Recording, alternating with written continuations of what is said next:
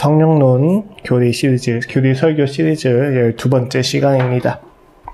성부와 성령의 관계는 9번째 보고 있는 중에 있습니다. 사무엘상 16장 10절로 14절 말씀입니다. 사무엘상 16장 10절로 14절 말씀입니다. 제가 봉독하여 올려드리도록 하겠습니다. 이새가 그의 아들 7을 다 사무엘 앞으로 지나가게 하나 사무엘이 이새에게 이르되 여호와께서 이들을 택하지 아니하셨느니라 하고, 또 사무엘이 이새에게 이르되 네 아들들이 다 여기 있느냐? 이새가 이르되 아직 막내가 남았는데 그는 양을 지키나이다. 사무엘이 이새에게 이르되 사람을 보내어 그를 데려오라. 그가 여기 오기까지는 우리가 식사 자리에 앉지 아니하겠노라. 이에 사람을 보내어 그를 데려오매 그의 빛이 붉고 눈이 빼어나고 얼굴이 아름답더라. 여호와께서 이르시되 이가 크니 일어나 기름을 부으라 하시는지라. 사무엘이 기름 뿔병을 가져다가 그의 형제 중에서 그에게 부었더니 이날 이후로 다윗이 여호와의 영에게 크게 감동되니라. 사무엘이 떠나서 라마로 가니라. 여호와의 영이 사울에게서 떠나고 여호와께서 부리시는 악령이 그를 번뇌하게 한지라. 아멘. 성령 하나님께서 오순절 이전까지 하신 사역을 성부와의 관계 속에서 천천히 살펴보고 있습니다. 특별히 그분의 창조 사역은 이스라엘 역사에서 리더십을 세우는 것으로 나타난다고 말씀을 드린 바 있습니다. 족장사에서는 요셉, 출애굽에서는 70인의 장로들, 모세, 여호수아 등이었었고, 사사기에서는 온니엘을 중심으로 그 내용들을 각각 살펴보았습니다. 성령 하나님은 리더를 세우실 때 섭리를 고백하게 하시는 신앙을 만들어내시고, 또 권위를 세우시고 모든 이들이 그 권위를 가지기를 목적하십니다. 그리고 사사기에서는 싸울 대상을 알게 하시고 싸울 힘을 주신다라고도 저희가 확인했습니다. 이렇게 다양한 목적과 기능들 속에서 우리는 성령님과 동행해야만 할 것입니다. 왜냐하면 그 은사와 열매는 구별되기 때문입니다. 그런 점에서 사사기는 무수히 많은 구원의 역사를 통해서 얼마나 이스라엘 백성이 은혜가 필요한지를 역설적으로 보여주는 본문이기도 합니다. 그리고 이제 우리는 왕정으로 넘어가게 됩니다. 성령님과 리더십을 볼 텐데 우린 여기서 예수님이 감당하신 삼중직을 본격적으로 마주하게 됩니다. 제사장, 선지자, 그리고 왕입니다. 각각에게 임한 성령님에 대한 내용을 우리가 함께 살펴볼 텐데 오늘 특별히 왕과 관련돼서 성령님의 사역을 함께 보고자 합니다.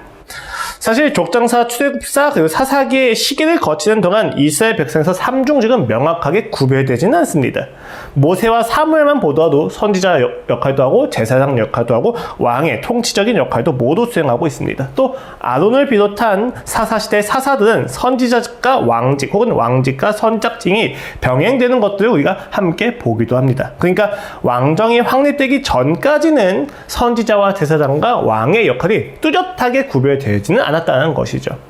그런데 왕정이 확립이 되면서부터 조금씩 달라지기 시작합니다. 특히 오늘 본문이 중요한 부분인데 오늘 본문을 보시면요, 이날 이후로 라고 되어져 있습니다.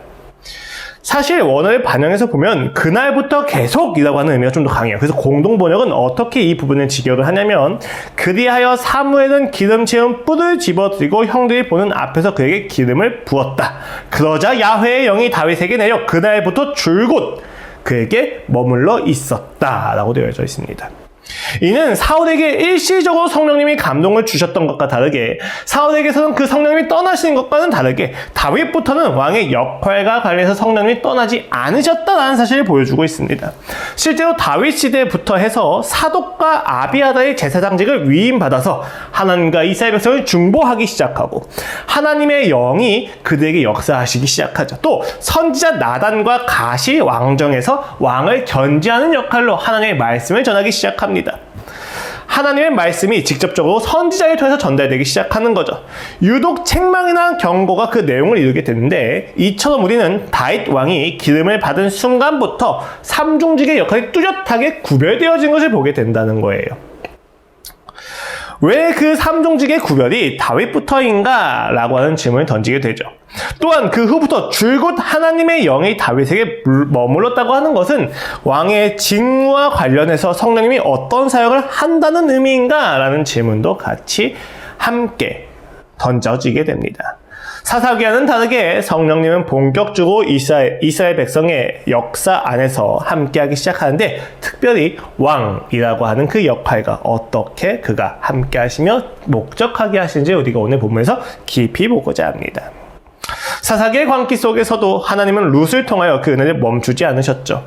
이스라엘 백성은 그 안에서 존속되어져 왔습니다. 그 결과물이 다윗이죠. 그러나 그 다윗이 왕위에 오르기까지 꽤 많은 우여곡절이 있습니다. 그리고 그 내용을 우리는 사무엘서에서 확인하게 되는데 사사기의 말기에서 우리는 사무엘을 발견하게 되죠. 사실 그는 삼중직 전부를 수행하는 과도기적 인물입니다.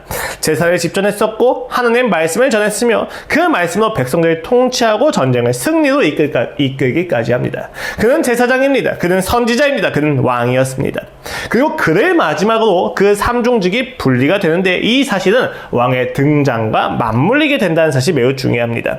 왕이신 하나님을 버리고 왕을 찾고 있는 이스라엘 백성에게 제사, 말씀, 그리고 통치가 분리되어지는 것이죠. 이를 가장 잘 나타내주는 신뢰가 바로 사울입니다. 사무엘이 자신의 아들들이 실패한 것을 마주하게 되고 하나님의 뜻을 따라 왕을 찾아 나서게 됩니다. 그리고 사울을 만나서 기름을 붓게 되는데 하나님의 말씀을 이와 같이 대언합니다. 너에게는 여호와의 영이 크게 임하리니 너도 그들과 함께 예언을 하고 변하여 새 사람이 되리라. 이 징조가 너에게 임하거든 너는 기회를 따라 행하라. 하나님이 너와 함께 하시느니라. 그리고 나서 하나님의 영이 그에게 부어지는데 그 결과가 두 가지로 나타나죠. 첫 번째는 그가 예언을 하기 시작합니다. 그리고 또 하나는 그가 새로운 사람이 되었다는 것입니다. 실제로 사울이 이 두 가지 변화를 모두 겪게 되는데 여기서 이야기한 예언은 70인의 장로들과 같이 그의 권위가 확인되어지는 부분이고 새 사람이 된다고 하는 것은 사사기와 같이 전쟁을 두려워하던 이들에게 용기가 생겨서 마땅히 싸워야만 하는 적을 찾고 그들과 싸우는 능력이 생긴다는 것입니다. 우리는 그렇게 사울이 이스라엘 백성의 지도자가 되었다는 것을 확인하게 되는 것이죠. 그런데 문제가 생깁니다. 아말렉과 블레셋을 대상으로 전투를 잘 치르고 있었습니다.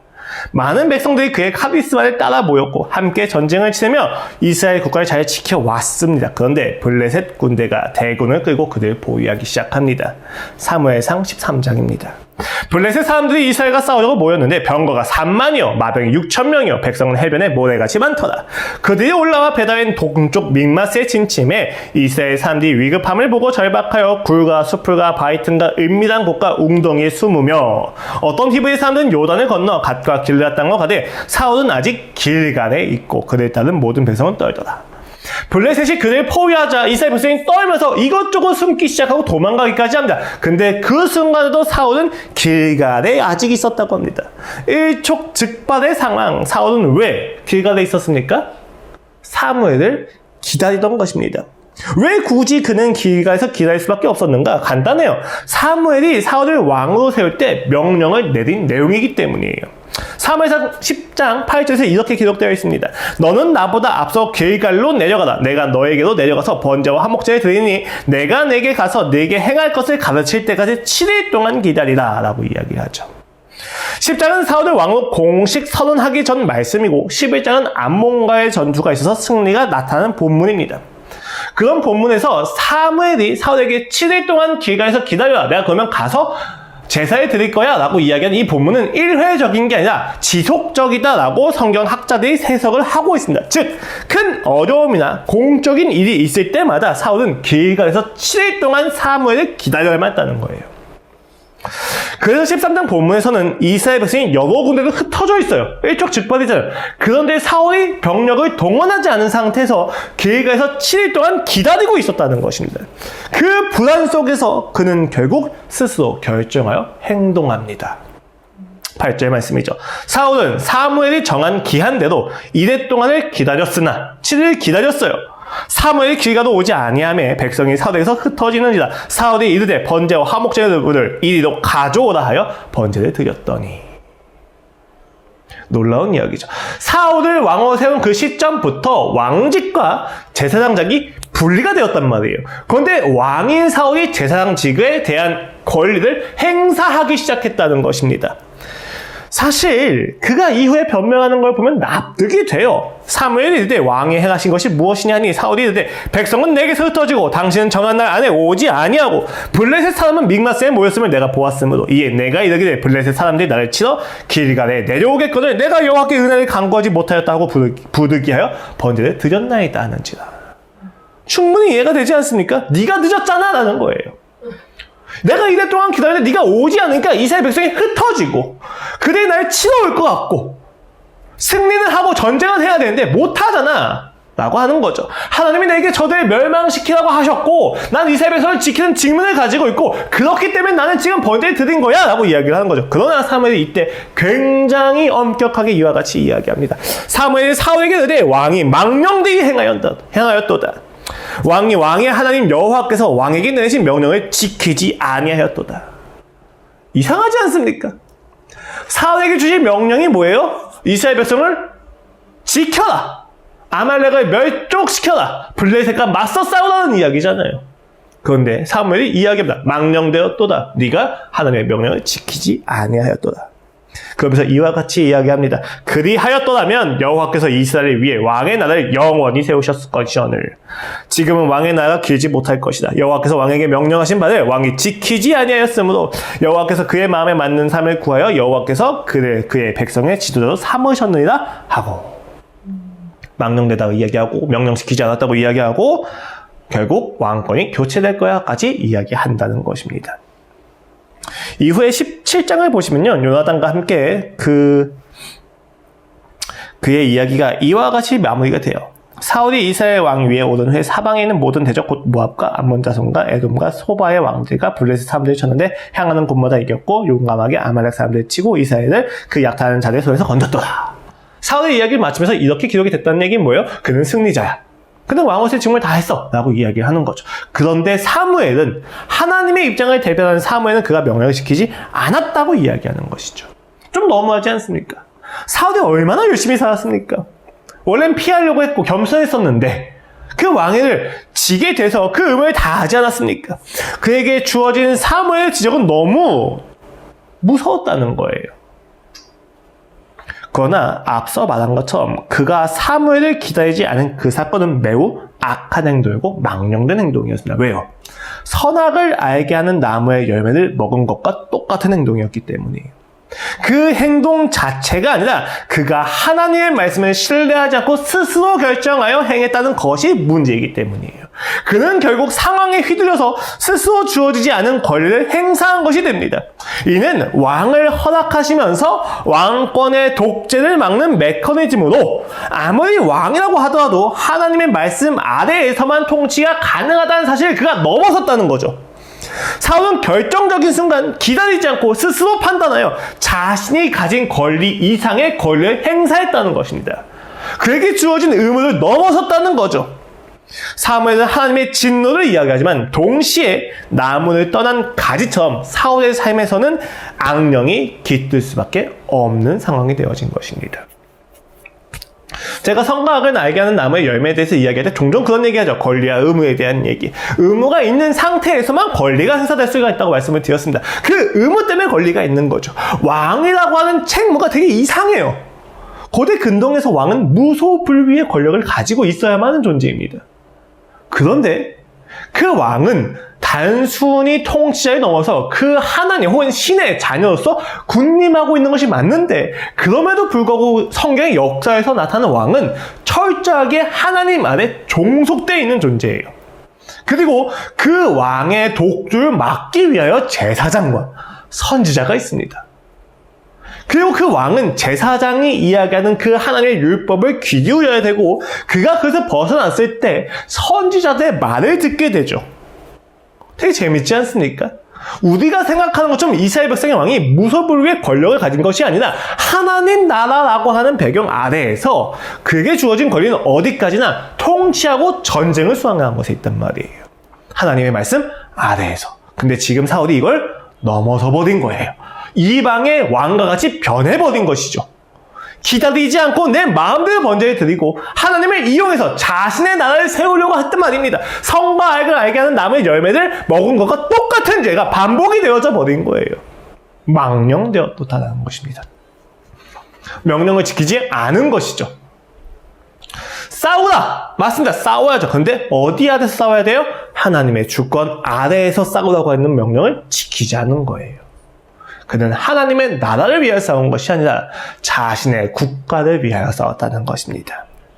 이러한 사원의 실패에서 우리는 왕정의 결말을 얼핏 보게 됩니다. 이미 신명기에서 경고하고 있었죠. 신명기 17장입니다. 그가 왕위에 오르거든 이 율법서의 등사본을 레위 사람 제사장 앞에서 책에 기록하여 평생에 자기 옆에 두고 읽어 그의 하나님 여호와 경외하기를 배우며 이 율법의 모든 말과 이 규례를 지켜 행할 것이다. 그리하면 그의 마음이 그의 형제에 비해 교만하지 아니하고 이 명에서 떠나 좌도나 우도나 치우치지 아니하리니 이스라엘 중에서 그와 그의 자손이 왕위에 있는 날이 장구하리라.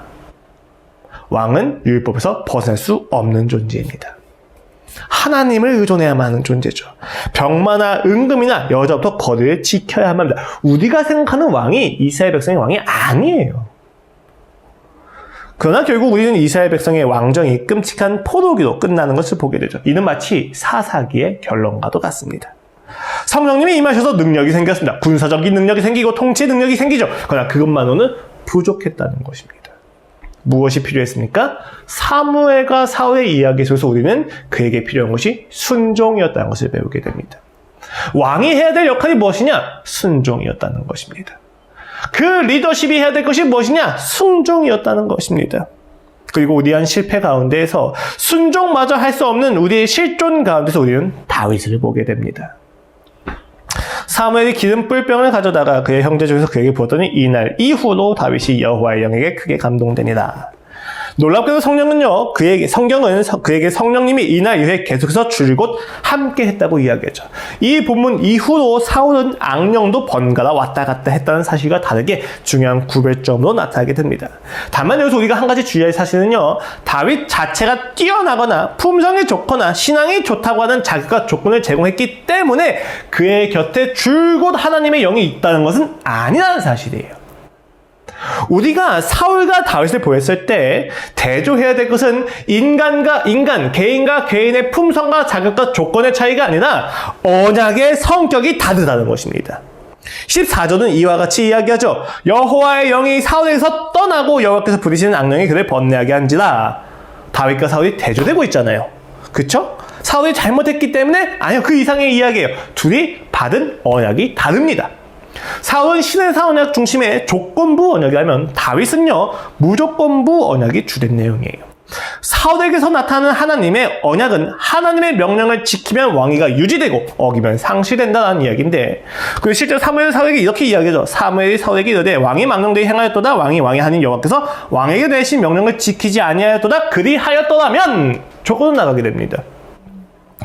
그런데 다윗은 좀 달라요. 사무엘하 7장에서 이것을 분명하게 확인하게 되는데 13절입니다. 그런데 이름을 위하여 집을 건축할 것이요 나는 그의 나라 왕을 영원하게 견고하게 하리라. 나는 그에게 아버지가 되고 그는 내게 아들이 되리니 그가 만일 죄를 범하면 내가 삶의 매와 인생을 채찍고 징계하려니와 내가 네 앞에서 물러나게 한 사울에게서 내 은총을 빼앗은 것처럼 그에게서 빼앗지는 아니하리라. 내 집과 내 나라가 내 앞에서 영원히 보존되고 네 왕위가 영원히 견고하리라 하셨다 하라. 하나님께서 다윗에게 솔로몬과 관련된 이야기를 하십니다. 그런데 여기서 하나님께서 영원한 나라를 역사하려 이제 약속을 하시죠. 그리고 그것은 결코 죄를 범한다고 해서 끊어지는 것이 아니게 돼요. 채찍과 매로 징계하려니와 라고 하면서 사울에게서 빼앗았던 것처럼 빼앗지는 않을게라고 이야기를 하십니다. 다윗 언약과 사울이 받은 언약이 대조가 되고 있다는 거죠. 자, 우린 여기서 다윗에게 성령님이 내주하는 것과 같이 함께 하신 약속이 개인이 아니라 공적인 기름 부음에 가깝다는 사실을 확인하게 됩니다. 왜냐하면 본문은 사사기를 반복하여 보여주는 듯한 사울과 새로운 왕조를 여는 다윗을 분명하게 대조하고 있기 때문이에요. 우린 여기서 왕에게 부어진 성령님은 단순히 통치와 관련되는 것이 아니라는 사실을 확인하게 되죠. 구체적으로 사울과 다르게 다윗을 상징으로 하는 왕정에 하나님의 영, 즉 성령이 기름 부으신 게 어떤 역할을 하는지 조금 더 깊이 가볼 필요가 있을 것입니다. 어쩌면 우리는 여기서 입법과 행정과 사법의 산건분립에 있어서의 기초를 확인하게 될지도 모르겠습니다. 실제로 그러한 관점에서 기름 부음 받은 이 직분들을 보면 굉장히 흥미롭죠. 제사장은 입법과 관련해서 하나님의 계명을 감당하고, 심지어 그 원리에 따라 도덕법과 제의법은 그대로 두지만 사회법과 관련된 해석과 적용은 다르게 할 수 있는 권한이 있는 게 제사장이에요. 선지자는 어떻습니까? 하나님의 말씀을 전하고 심판을 나타내면서 사법의 영역을 일정 부분 감당하기 시작합니다. 그리고 왕은 행정을 감당하면서 통치를 해내는 것이죠. 이것은 고대 국가에 관해서 매우 웃긴 이야기예요. 왜냐하면 왕이 입법, 사법, 행정을 다 해내야 되는 건데 그게 분립이 되어져 있는 거죠. 무슨 이야기입니까? 민주주의는 그것을 견제와 균형이라고 이야기하지만 하나님 나라의 관점에서 보았을 때 이것은 왕과 선지자와 제사장 모두 다 하나님의 주권 아래에서만 기능할 수 있다는 것을 보여주는 것이죠. 실제로 다윗에게 솔로몬의 권력이 이양되는 시기를 보면 보다 분명해집니다. 열왕기상 1장 말씀이에요. 다윗 왕이 이르되 제사장 사독과 선지자 나단과 여호야다의 아들 브나야를 내 앞으로 부르라 하니 그들이 왕 앞에 이른지라. 왕이 그들에게 이르되 너희는 너희 주의 신하들을 데리고 내 아들 솔로몬을 내 노새에 태우고 기혼으로 인도에 내려가고 거기서 제사장 사독과 선지자 나단은 그에게 기름을 부어 이스라엘 왕으로 삼고 너희는 뿔라파를 불며 솔로몬 왕은 만세수를 하옵소서 하고 그들 따라 올라오라. 그는 와서 내 왕에 앉아 나를 대신하여 왕이 되리니 내가 그를 세워 이스라엘과 유다의 통치자로 지명하였나이다. 제사장 사독이 있죠? 선지자 나단이 있죠? 그리고 군사권을 가지고 있는 브나야가 있는데 기름을 부으고 권위를 확인시켜준 건 사독과 나단입니다. 브나야는 뭘 해요? 기껏해야 축복의 말을 전하는 박수치는 정도에 그치게 돼요. 되게 재밌는 이야기죠. 왕이 있는데 그 왕에게 권력이 집중되어 있지는 않아요. 오히려 왕의 권력이 낮습니다. 이를 통해서 우리가 확인하는 왕정 속에서 성령님이 세우신 리더십의 특징은 분명하죠. 무엇입니까? 하나님께 통치를 위임받았다는 사실입니다. 그들이 통치를 하는 존재가 아니라 통치를 위임받은 존재로서 기능을 한다는 거죠. 왕으로서 특별한 게 아니라는 거예요. 그리고 그 통치를 할 때 필요한 능력은 주시는 거죠. 하나님의 말씀과 은혜가 그 능력을 바르게 사용하는 것에 있어서 필요한 것입니다. 우리도 똑같습니다. 왕과 같은 제사장들은 우리가, 거룩한 백성인 우리가 그 왕과 똑같다는 거예요. 현재도. 무엇이 똑같습니까? 하나님의 통치를 위임받은 존재로서 하나님의 말씀과 그 은혜가 우리를 끊임없이 길을 인도하여야만 우리가 우리의 자리에서 할 수 있는 기능을 할 수가 있다는 것입니다. 각각 부르신 자리에서 주어진 의무 안에서 성령의 힘으로 나아가야만 한다는 것이죠. 많은 사람들이 성령을 매우 추상적인 힘으로 오해하다 보니까 발생하는 비극이 여기 있어요. 다른 이들의 간증을 듣고 무슨 생각을 합니까? 나도 저렇게 기도하면 저런 거랑 똑같은 열매를 받겠구나. 아니요. 각각의 자리에서 각각을 향하신 하나님의 목적에 따라서 하나님이 주시는 힘이 다릅니다.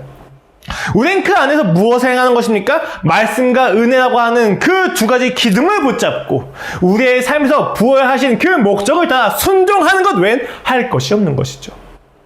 그것이 각 시대마다, 각 상황마다 왕을 주셔서 그 왕을 사용하신 하나님의 뜻이었습니다. 그 왕이 결코 하나님을 대체하지 못하도록 하나님의 그대의 권리를 철저하게 제한하신 것이죠. 그리고 그 목적대로 사용하셨던 것입니다. 이것을 벗어나게 되면 우리는 반드시 망가지게 되어 있는 거죠. 그렇기 때문에 여러분 우리는 아무 때나 힘을 달라고 하는 게 아니에요. 주신 목적과 자리를 분별하고 그 분별된 삶에서 성령님과 동행하며 말씀과 은혜라고 하는 것을 통해서 분별하면서 우리에게 필요한 목적에 따른 힘을 달라고 기도하는 것이 성화의 비결이 될 것입니다. 문제는 무엇입니까? 문제는 그 이후에 솔로몬을 비롯해서 북이스라엘과 남유다 모두 실패를 반복한다는 사실이 있습니다. 하나님 무조건적인 언약을 주셨음에도 불구하고 그들은 끊임없이 채찍을 맞고 끊임없이 매를 맞으면서 더 타락하는 길로 가게 됩니다. 물론 각각의 왕들 중에 하나님께 충성하고 헌신하는 일도 있었지만 여전히 그들은 자신들의 의무를 넘어서 권리를 행사함을 통하여 계속 부족한 모습을 보이게 되죠. 하나님은 그럼에도 불구하고 은혜를 지속시키셨습니다. 존속시켰고 포로기를 넘어서서까지도 이들에게 희망을 보여주셨지만 그들은 그 왕정의 무너짐 속에서 절망하게 됩니다. 그 절망감 가운데서 하나님은 여전히 기름 부음을 멈추지 않으면서 무엇을 대망하게 하십니까? 기름 부음을 받은 분이라는 뜻의 메시아, 그 메시아를 대망하게 하십니다. 왕을 버린 백성들에게 왕을 회복시키시는 하나님의 계획과 준비였던 것이죠. 그 계획과 준비는 기름 부음이라고 하는 의식에 담겨져 있습니다. 여러분, 기름 부음은요, 보통 정결 예식 속에서 성전 도구를 성별하여서 사용할 때 기름을 부어요. 그러니까 보면들 사용할 건데 일반적으로 쓰다가 기름을 붓고 성전에서 사용을 하는 것이죠. 이는 성막 기구들이 하나님의 목적에 맡겼을 때 붓는 것과 관련이 됩니다. 특별히 왕정에 이르러서는 세 가지 직분과 함께 기름 부음이 주어지는데 제사장, 선지자, 그리고 왕이에요. 그리고 구약에서 대부분의 본문들은 왕이 기름 부음을 받는 것을 주목하고 있습니다. 사울, 다윗, 솔로몬, 하사엘, 예후, 요아스 등 그들은 모두 기름 부음을 받게 되죠. 그런데 이 기름 부음이 무엇과 결부가 된다는 거예요? 기본적으로 메시아 개념과 결부되면서 기름 부음 받은 자가 여호와와 특별한 관계를 가지게 되고 그가 우리에게 진정한 구원을 준다라고 하는 것을 대망하게 만든다는 것입니다. 왕정이 무너지게 되면서 끝나지 않은 언약 가운데서 우리가 바라는 것은 무엇입니까? 제사장도 여전히 있었고 선지자도 여전히 있었습니다. 그러나 시대가 가면 갈수록 포도기가 지탱이 되면 될수록 제사장도 사라지게 되고 그리고 선지자도 사라지게 됩니다. 그 가운데서 그들이 바라게 되는 것이 무엇입니까? 제사장직도 하시고 선지자도 하시고 왕직도 수행하신 예수 그리스도를 대망하게 되었다는 거예요. 그 예수님이 오셔서 그것을 이루시는 겁니다. 실제로 왕정과 기름 부음이 연결될 때 네 가지의 특징이 있어요. 첫 번째는요, 개인에 대한 선택이 있었고, 둘째는 제사장이나 선지자가 와서 기름을 붓습니다. 세 번째는 성령님을 받고, 네 번째는 적을 정복한다고 하는 패턴이 있는 거죠. 사울과 다윗에게서 이 네 가지의 특성이 그대로 나타나요. 기름 부음 받은 자는 곧 구원하는 자가 되는 방법이죠. 여러분 놀랍지 않습니까? 예수님을 보십시오. 하나님 아버지에게 선택을 받으셨고 요한이라고 하는 선지자부터 침례를 받으며 기름 부음이 주어집니다. 그리고 그것에 성령이 하늘로부터 임하게 되죠. 그리고 그의 죽음과 부활로 자신의 대적을 이기십니다. 그가 진정한 왕으로 오셨다는 것을 확인하게 되는 거죠. 구약의 왕정들에서 그 왕들은 용도가 폐기되는 일시적인 왕이었다면 신약에 오신 예수 그리스도께서는 그 모든 왕직을 수행하신 진정한 왕으로서 대대에서 오셨다는 거죠. 그러면서 우리에게 무엇을 주십니까? 구원을 주시는 겁니다. 끊임없이 실패할 수밖에 없었던, 끊임없이 좌절할 수밖에 없었던, 그래서 우리가 끊임없이 우울할 수밖에 없던 그 현실을 이길 수 있는 힘을 주시는 겁니다. 왕이 다시 왔다는 것이죠. 그렇게 그가 왕위를 회복하셔서 하시는 게 뭐예요? 하나님의 말씀에 전적으로 순종하는 것입니다. 이 왕정에서 성령님이 왕에게 이 역사하실 때 가장 큰 특징은요, 가장 큰 명령은요, 가장 본질적인 명령은 순종이었습니다. 놀랍지 않습니까? 무소불위의 능력을 가진 자가 제사장과 선지자 앞에서 하나님의 말씀을 듣고 순종하는 것이 왕이 가진 유일한 순종의 내용이었다는 것입니다. 이들 구약에서는 대표적으로 이와 같이 이야기합니다. 이사야서 42장 1절이죠. 내가 붙드는 나의 종, 내 마음에 기뻐하는 자, 곧 내가 택한 사람을 보라. 내가 나의 영을 그에게 주었은즉 그가 이방에 정의를 베풀리라. 메시아에 대한 예언이 되어졌죠. 그리고 이루어진 것입니다. 그 이사야는 종의 노래를 통해서 그 구원을 묘사하기 시작합니다. 42장과 61장을 보시면요, 그 구원의 내용이 기록되어 있는데 대표적으로 61장은 이와 같이 기록해요. 주 여호와의 영이 내게 내리셨으니 이는 여호와께서 내게 기름을 부으사 가난한 자에게 아름다운 소식을 전하게 하려 하십니다.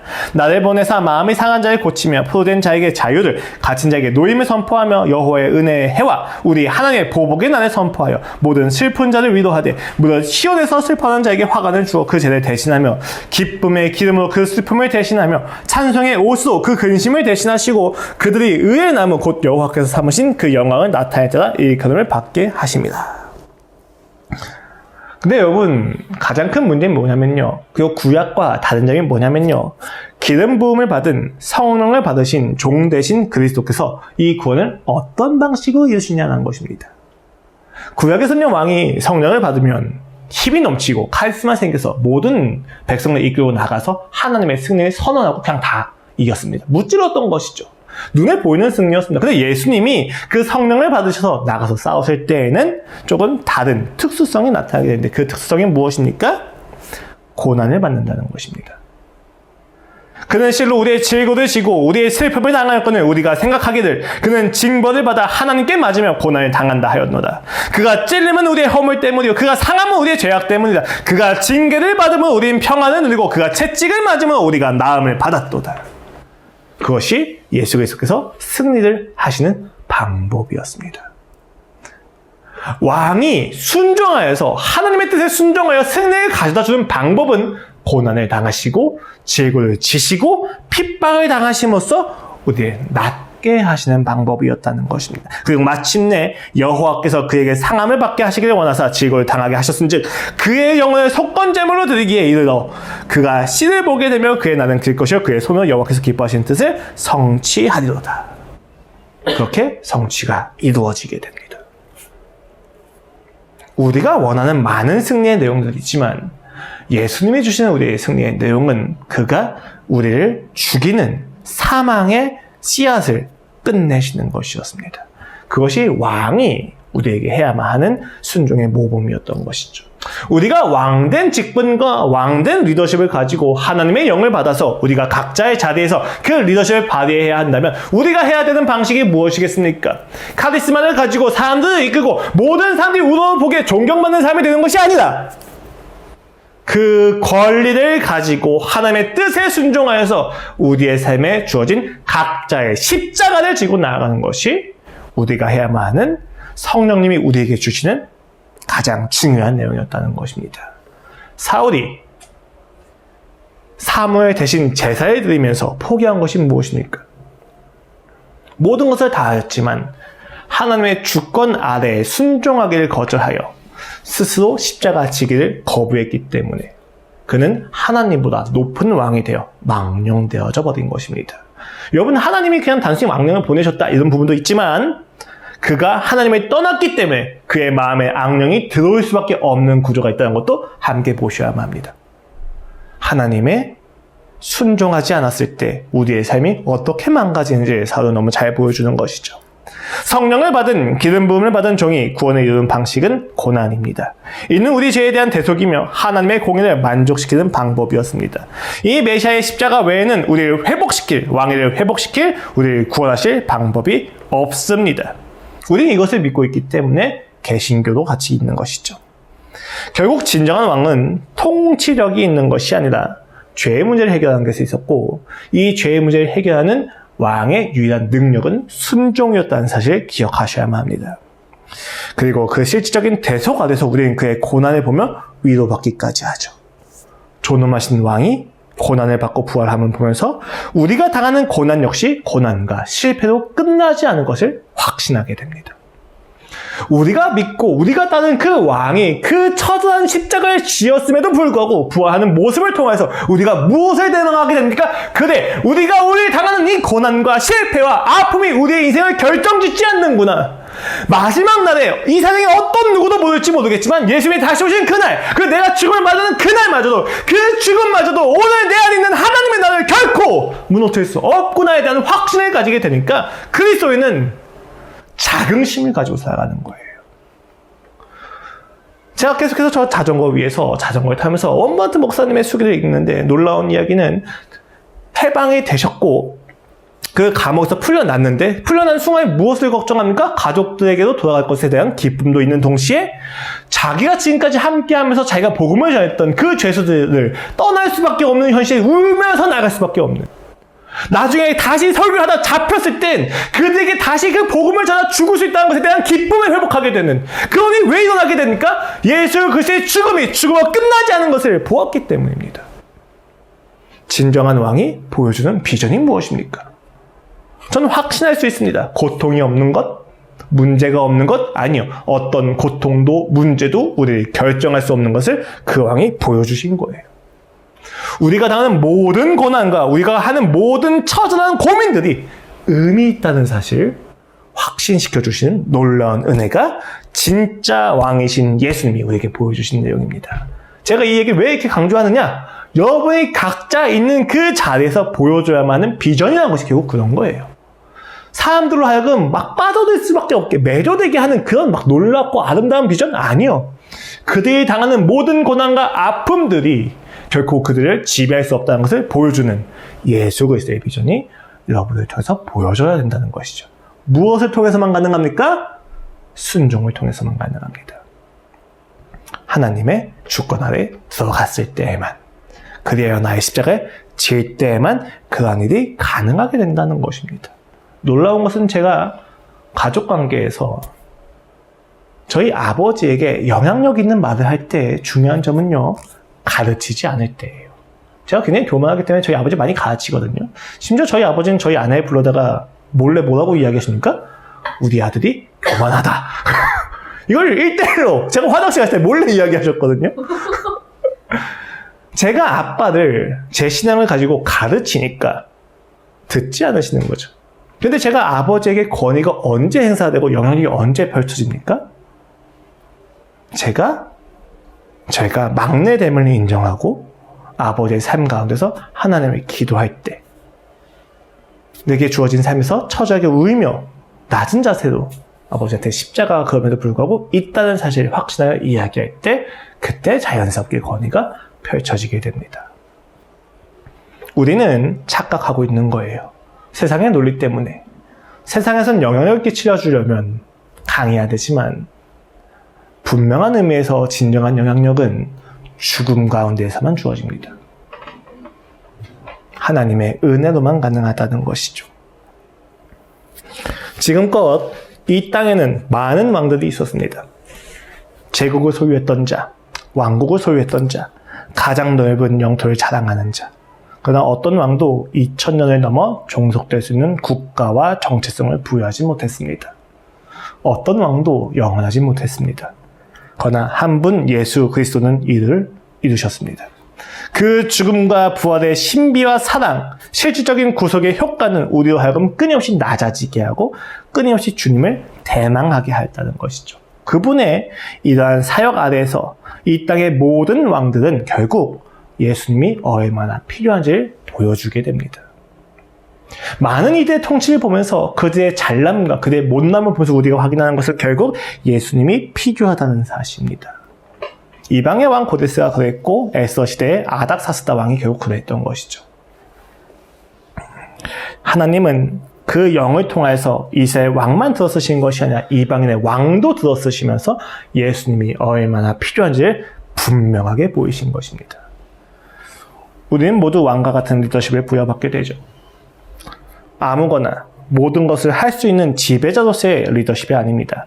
한 분 하나님의 말씀과 은혜의 질서, 선지자와 제사장직 아래에서 순종하며 사랑으로 살아낼 수 있는 역할로 부르심을 받았다는 것입니다. 민주주의는 기껏해야 견제와 균형이겠죠. 하나님의 나라에서 이 삼권 분립은 하나님께 순종하고 하나님을 사랑하게 만들어줍니다. 그것이 우리가 이 사회 속에서 순종해야 될 유일한 이유일 것입니다. 여러분이 부디 그 왕된 리더십 안에서 말씀과 은혜를 붙잡으시기를, 그 말씀과 은혜를 붙잡을 수 있도록 성령님께서 도와주시기를 기도합니다. 함께 기도하고 오늘 예배를 마치도록 하겠습니다. 하나님 아버지 감사합니다. 우리의 인생이 참으로 초라하게 느껴질 때가 있지만 우리는 왕과 같습니다. 무소불위의 능력을 가진 통치자가 아니라 하나님의 뜻과 주권 아래서 순종해야만 하는 그 통치를 위임받은 청지기로서 우리는 우리의 자리에 있습니다. 이 자리에서 우리를 구원하신 진정한 왕이 그러하셨듯이 순종하게 하시고 고난을 감수하게 하시고 고민과 갈등과 우를 건너서 부활을 확신하게 하여 주시옵소서. 그리할 때 우리는 하나님의 나라를 전하는 하나님의 사람이 될 거라 믿습니다.